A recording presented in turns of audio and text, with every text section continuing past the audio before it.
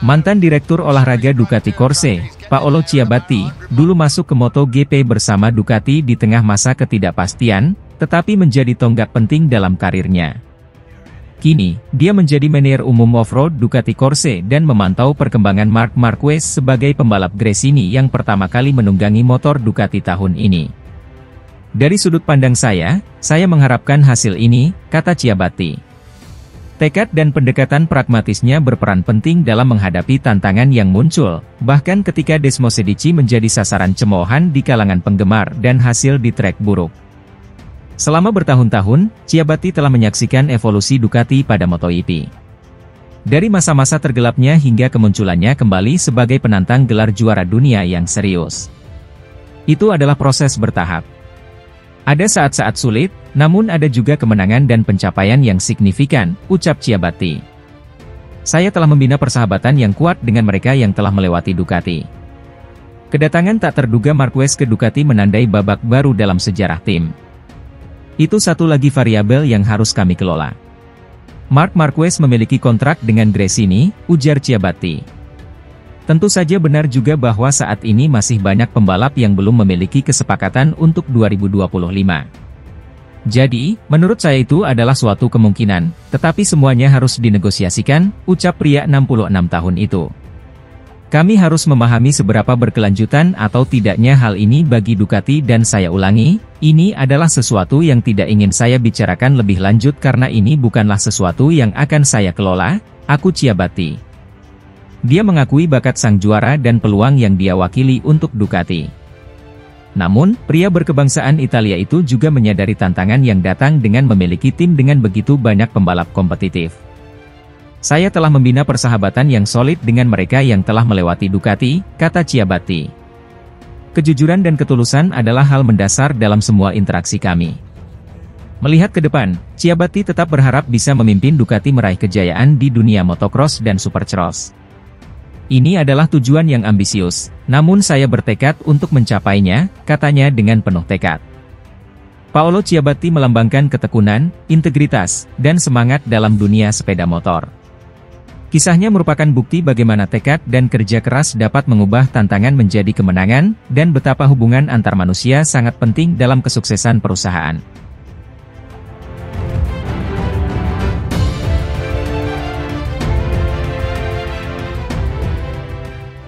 Marc Marquez secara umum tampil menjanjikan usai tes MotoGP di Sepang.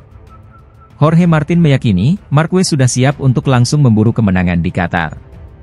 Tes pramusim MotoGP Sepang telah rampung pada Kamis 8 Februari 2024. Di sesi terakhir, juara bertahan Francesco Bagnaia menjadi yang tercepat, di depan Jorge Martin dan Enea Bastianini.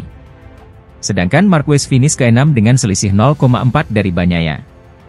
Selanjutnya, para pebalap akan melakoni tes pramusim terakhir di Losail. Tes akan berlangsung selama 2 hari pada 19 hingga 20 Februari, sebelum kejuaraan MotoGP 2024 resmi dimulai di tempat yang sama pada awal Maret. Marc Marquez mengaku masih membutuhkan waktu adaptasi lebih banyak di atas Desmosedici. Bukan pekerjaan yang mudah bagi juara dunia 8 kali itu setelah menunggangi motor Honda selama 11 tahun. Runner-up musim lalu, Jorge Martin, bersama Pecco Bagnaia digadang-gadang langsung melesat sejak seri pertama.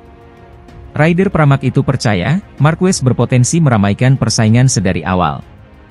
Dugaanku adalah dia akan sangat dekat di Qatar, dan mungkin sudah siap untuk memburu kemenangan, sahut Martinator. Aku fokus pada diriku sendiri, skillku dan gaya balapku. Kurasa pengalaman musim lalu juga akan membantuku. Kuharap menjadi salah satu orang yang mencoba mengalahkan Pecco lagi, sambung dia. Aku merasa siap, tapi sulit untuk menganalisis tes karena banyak pebalap memiliki kecepatan yang bagus, tapi kami tidak tahu persis ban apa yang mereka pakai. Akan ada banyak pebalap tangguh yang akan bersaing demi titel juara, Jorge Martin menambahkan.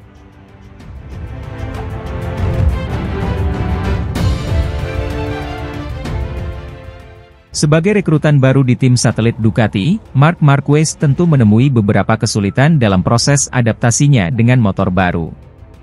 Marc Marquez pun mengaku setuju dengan omongan Marini soal bagaimana motor Ducati dan Honda membutuhkan pendekatan yang berbeda untuk menangani ban belakang. Pembalap asal Spanyol itu pun mengakui bahwa dia masih kerap mengendarai motor Ducati layaknya motor Honda. Hal itu ternyata kurang efektif dan dia harus segera menghapus kebiasaan tersebut.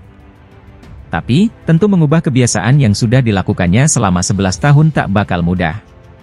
Walau begitu, ia tetap harus mencobanya untuk tampil lebih baik. Sangat setuju. Benar-benar berbeda, cara menggunakan ban belakang, kata Marquez. Untuk alasan itu, saya masih mengendarai Ducati seperti Honda. Di Valencia, saya baik-baik saja. Tapi di sini? Tidak. Saya harus menghilangkan kebiasaan selama 11 tahun dengan satu motor. Ini sulit. Terutama ketika Anda berada dalam ritme, itu lebih mudah, karena Anda memiliki lebih banyak waktu. Pada time attack, Anda tidak berpikir. Anda hanya mengandalkan insting. Jika saya mengendarai motor dengan insting, saya mengendarainya seperti Honda. Itu bukan cara terbaik untuk mengendarai motor ini, selangkah demi selangkah ini sebuah proses, terang Marquez.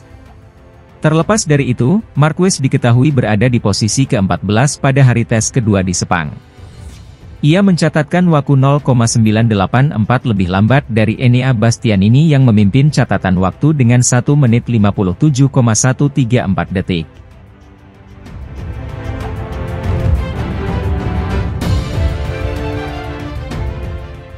Marc Marquez mengungkap mengalami sejumlah kendala saat melakoni tes MotoGP hari pertama di Sepang. Marquez hanya menjadi yang tercepat ke-9. Marc Marquez menjadi pebalap tercepat ke-9 dalam sesi tes MotoGP hari pertama di sirkuit Sepang, Malaysia. The Baby Alliance mengungkap dia mengalami beberapa kendala saat tes pembuka itu. Juara dunia 8 kali itu tercatat berhenti sebanyak 4 kali hingga harus kembali ke pit Gresini Racing. Marquez menyebut sang adik yang sama-sama menunggangi motor Ducati Desmosedici GP23 justru tidak mengalami masalah. Meski begitu, Marquez mengapresiasi kinerja timnya yang bekerja sangat baik. Rencananya kami melakukan adaptasi pada handlebars, tapi kami tidak sempat melakukannya.